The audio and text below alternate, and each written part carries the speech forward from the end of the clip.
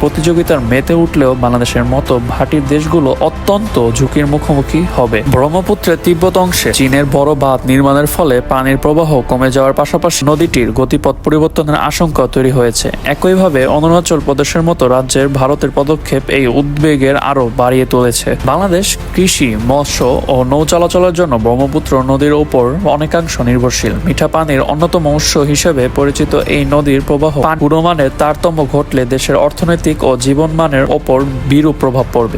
পরিবহন, বন্যার ধরন এবং মিঠা পানির প্রাপ্যতা নিয়েও সংকট তৈরি হতে পারে। এই পানির প্রবাহের উজানে চীন ও ভারতে রয়েছে বলেই পানি বন্টনের আলোচনায় বাংলাদেশের অবস্থা ক্রমেই দুর্বল হয়ে পড়বে। এই চ্যালেঞ্জ মোকাবিলার জন্য টেকসই পানির ব্যবস্থা অনুশীলন, শক্তিশালী দ্বিপাক্ষিক চুক্তি এবং বিরোধ নিষ্পত্তির প্রক্রিয়াগুলো এগিয়ে নেওয়ার অত্যন্ত গুরুত্বপূর্ণ। ধন্যবাদ। এমনই ভিন্নধর্মী গল্প নিয়ে আলোচনা করছি প্রতি এপিসোডে। আমাদের সাথেই থাকুন। আসসালামু আলাইকুম।